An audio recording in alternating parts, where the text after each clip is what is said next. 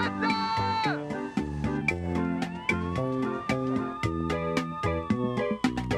fin du monde est à 7 heures, annonçait le téléviseur. La fin du monde est à 7 heures. Avant d'aller voir les amis, il faudra leur téléphoner. Il y a un temps pour chaque chose, la vie, elle, ce n'est pas rose. La fin du monde est à 7 heures. Nous sommes 3 heures après la fin du Le ciel monde. s'est enfin mis d'accord, éliminons de l'univers la race humaine par la mort. La parole est à Jupiter, envoyons donc un météore sur cette engeance que j'aborde, sauf sur Gertrude que j'adore. Lundi 17 avril 2000, 4 éminents ministres québécois procèdent en grande pompe à l'inauguration du train de banlieue qui reliera Saint-Hilaire et Saint-Bruno à Montréal.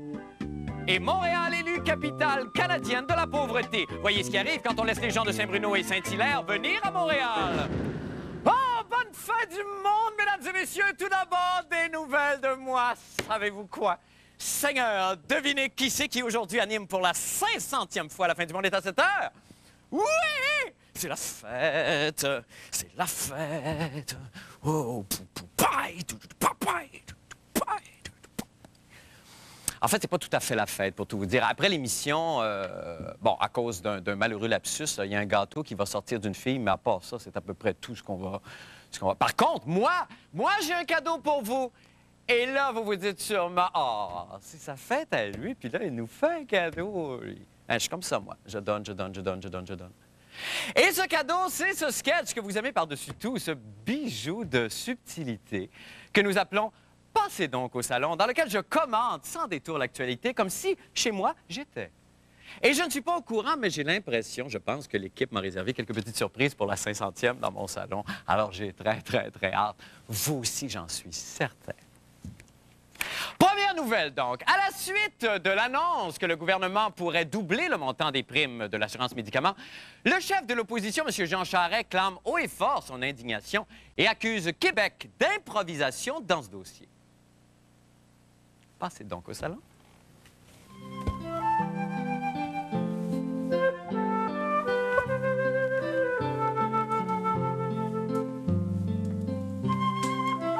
Oh! 500. Oh! Hein?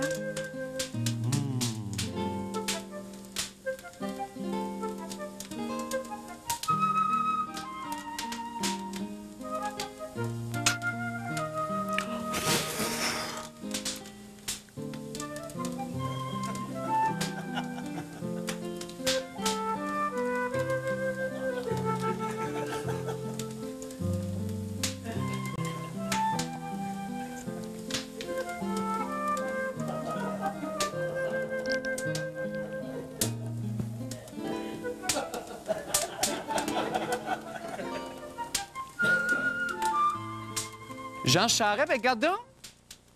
Gadon, qui c'est qui parle? C'est qui parle? C'est qui parle, là, quand il... Qui c'est qui parle? Est-ce que quelqu'un a dit quelque chose sur l'assurance médicale? J'ai rien... J'ai comme un... Est-ce que l'absence totale de pertinence, de personnalité et d'impact sur la population peut émettre un son et dire quelque chose? Ça doit être ça que j'ai entendu. Retournons au bureau.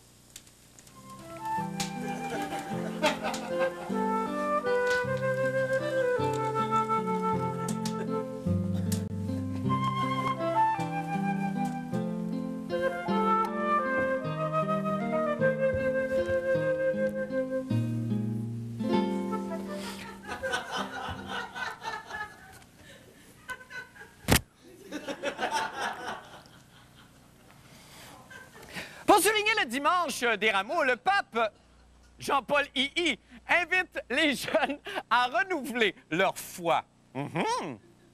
Passez donc au salon.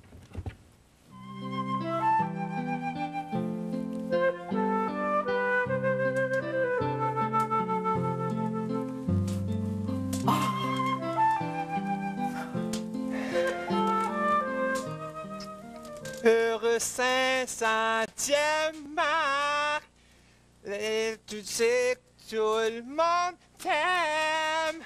La fin du monde à 500 shows. Ben oui. Dans des ballons. bien gentil. Ah, fatigant.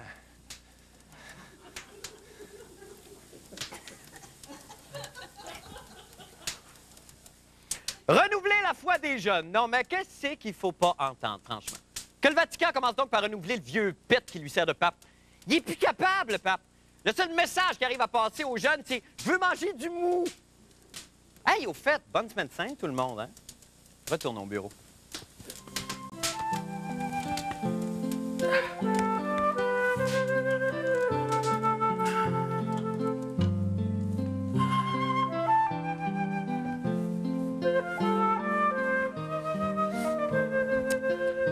Eh bien, après la dégringolade de vendredi, les indices boursiers Nasdaq, TSE et Dow Jones ont connu aujourd'hui une légère hausse. Passez donc au salon.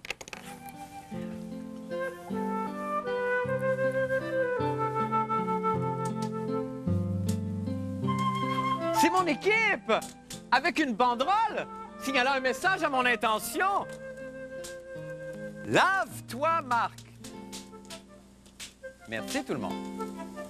Parlons de dégringolade de bourse. Le pape, là, ça doit avoir les bourses basses, pas à peu près ça. Excusez-moi, c'était juste une réflexion de même d'un catholique qui s'inquiète. Toute l'équipe est là. Qui se cache là? Allô? Retournons au bureau.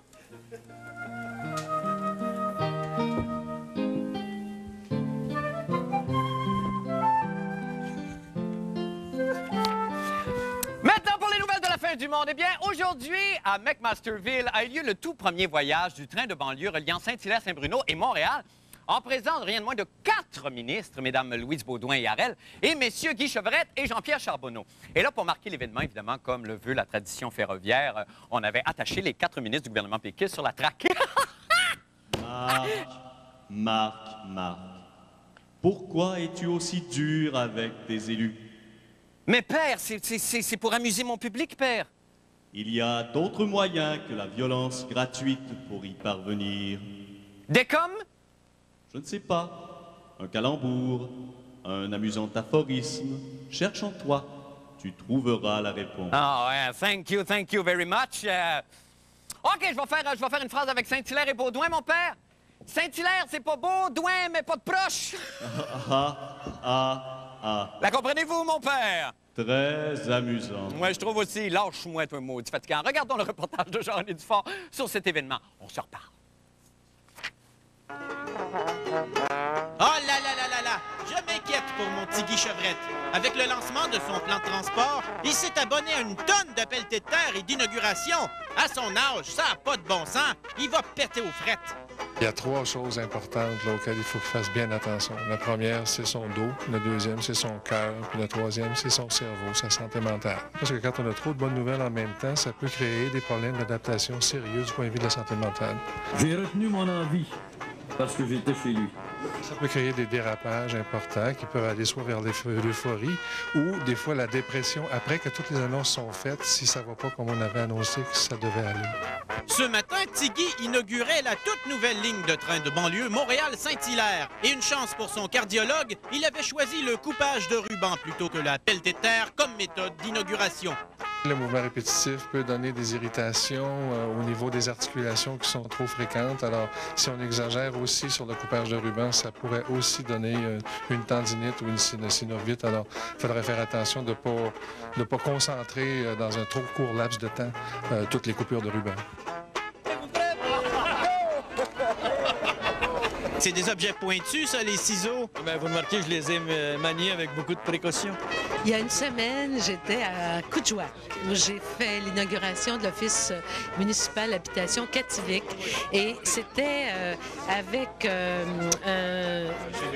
une peau de phoque, de loup marin et un couteau. Et il a fallu que je gosse pas mal, pour vous dire la vérité. Vous allez avoir énormément d'inaugurations, les pelletés de terre, vous êtes plus jeune. Est-ce que vous êtes assez en forme pour supporter tout ça? C'est vrai que je suis plus jeune. Regardez-moi, je suis débordant d'énergie, j'ai le sourire accroché. J'ai tout ce qu'il faut pour continuer.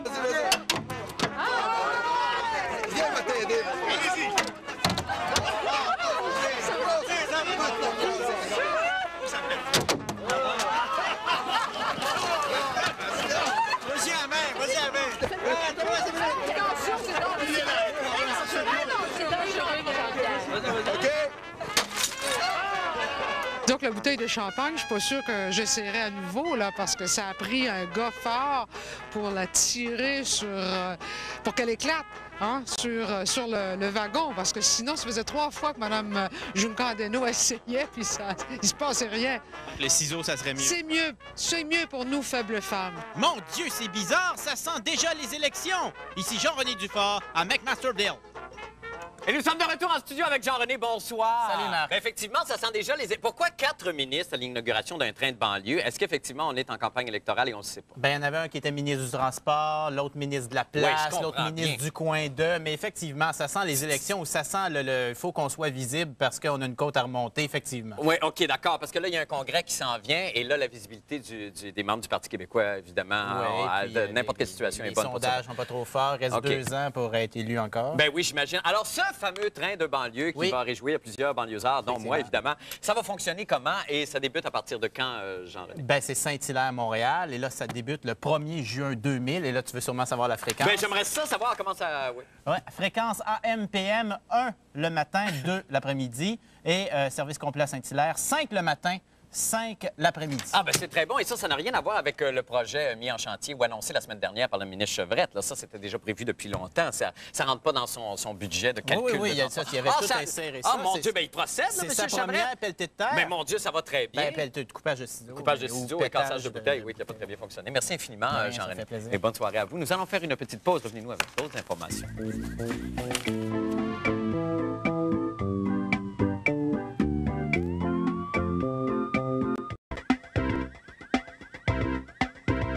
Eh bien, le Conseil canadien du développement social a révélé dans un rapport sur la pauvreté urbaine au Canada que Montréal était la capitale de la pauvreté au pays. Ah, mon Dieu, cette nouvelle me bouleverse complètement. Excusez-moi, je suis dévastée, là. Je pense vraiment que je vais m'évanouir. Est-ce qu'on pourrait m'apporter une coupe de champagne, s'il vous plaît? Marco, as-tu du champagne sous la main, s'il te plaît? Merci, Marco, Seigneur. Excusez-moi. Oh! Je continue. Il semblerait que le nombre de ménages montréalais vivant sous le seuil de la pauvreté aurait augmenté de 34 dans les années 90. Ah, voilà que les vertiges me reprennent et un frisson me parcourt le corps. Vite, qu'on m'enveloppe de fourrure et qu'on m'apporte mes selles. Vite, Marco! Merci infiniment. Laisse faire pour les selles, Marco. Je vais prendre une grande sniff de mon portefeuille. Ça devrait faire l'affaire. Ah! Je vais tellement mieux. OK, vous pouvez envoyer le reportage d'Isabelle Maréchal sur cette terrible nouvelle. On se reparle ensuite. Voici Montréal avant. Montréal dans la dèche. Montréal dans le trou. Le fait que Montréal est en train de se construire, puis que là, il y a de l'argent. On dit que Montréal est une ville pauvre, mais... Vous devriez aller dans le bas de la ville, voir les cités du multimédia. C'est beaucoup plus gros. Ah oui? Ben oui. Et ça, c'est impressionnant, là. C'est symbole que Montréal est une ville riche. Exactement. Think big! Ça nous donne de l'espoir, nous autres, les jeunes. C'est pas des petits prix, là. 500 000 448 599 323 000 ça, c'est votre moins cher, à peu près, ça? 459 000 ici. 890 000 ici. Ah oui, c'est un marché qui va très bien. Avant, on vendait surtout en bas de 300, 350. Puis maintenant, là, vu que l'économie va mieux, les maisons plus grosses se vendent beaucoup plus facilement. Démonstration. Imaginez que c'est une maison à 600 000. Elle monte. Oh. Jusqu'à 700-800 000, le marché est vraiment très, très actif en ce moment. J'ai mis une maison à vendre samedi, il y a une semaine. La maison était en vente 1 heure. 1 heure! Puis ça a été vendu comme ça. Think big! Ça nous donne de l'espoir, nous autres, les jeunes. Il n'y en a pas beaucoup, les maisons pas chères, là. Non, il y en a beaucoup moins. L'année dernière, on avait beaucoup de choses entre 225 puis 300. Puis là, c'est plus 300 en montant. Mais c'est les mêmes maisons, c'est juste qu'elles sont plus chères. Mêmes maisons. Mais est-ce que c'est possible que ceux qui montent ne redescendent pas? Démonstration.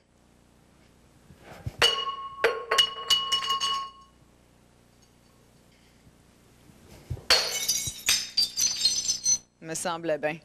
Même j'ai des graphiques que je pourrais vous montrer. Le marché a monté en 89, jusqu'en 89. Après ça, il a baissé. Là, les gens, ils pensent que ça monte depuis quoi, 1 mois ou 2, mais ça fait 2 ans que ça monte graduellement. Est-ce que ça peut monter encore? Sûrement. Ça peut monter, ça peut rester là, ça peut descendre. Bon, dernier essai. Ça, c'est un bibelot familial auquel nous tenons beaucoup. Oups! Excuse-moi, maman. On est de retour en studio avec Isabelle. Isabelle, là, on comprend mal parce qu'on avait l'impression, ça ne se limite pas évidemment qu'à l'immobilier et aux nouvelles technologies, puis la cité du multimédia, puis tout ça, mais on avait l'impression qu'il y avait effectivement une croissance économique plus que En fait, les chiffres dont tu parlais tout à l'heure, c'est des chiffres qui remontent au dernier recensement de 96 et même certains chiffres pour Montréal de 95. Ça fait quand même 4-5 ans. Oui. Donc, la situation a changé.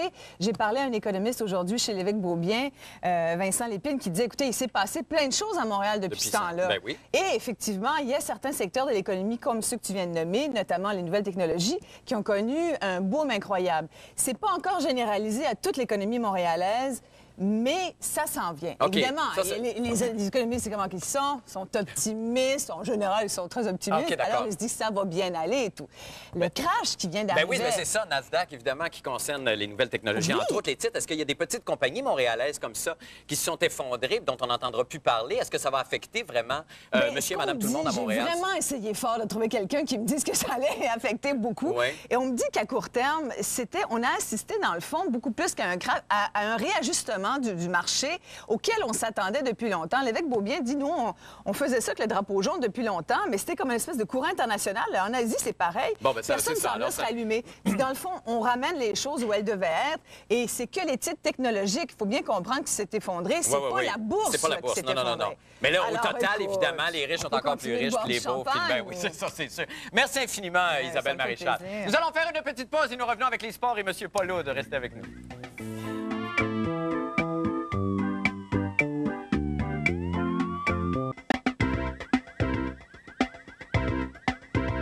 C'est maintenant le moment de la chronique des sports avec Paul Aude. Bon début de semaine, Paul. Bonsoir, Marc. C'est une chronique ce soir controverse. Une chronique controverse. Oui, vous allez comprendre pourquoi. D'abord, Oui. c'était la 104e édition du Marathon de Boston aujourd'hui. Oui. Domination kenyane. Chez les dames, c'est Catherine Ndereba qui a gagné. Et chez les hommes, Elijah Lagat, 2 Kenyans. Ça, vous l'avez jamais fait, ça, pardon, le marathon de Boston, vous? Non, le Marathon de pas Boston, parce que je possible. n'ai pas un tas de qualification. J'ai déjà fait le Marathon de Montréal, par D'accord, exemple. ben c'est déjà Mais beau, je ne vous Paul, dirai pas dans quel temps. Non, mais bravo. Mais c'est parce que cette édition du Marathon de Boston m'a rappelé que c'est le 20e anniversaire de l'une des éditions les plus controversées qui avait impliqué Jacqueline Garraud, une Québécoise, qui avait dûment gagné ses lauriers et qui se les est fait voler le 21 avril 1980, donc il y a 20 ans, par une tricheuse du nom de Rosie Ruiz qui avait pris le métro. Ben oui, rappelez-nous les faits, Paul. Ben, au lieu de courir les 26 385 verges ou 42 km 195 du marathon, c'est au choix. Elle a pris le métro et est descendue environ à 1,5 mile de l'arrivée.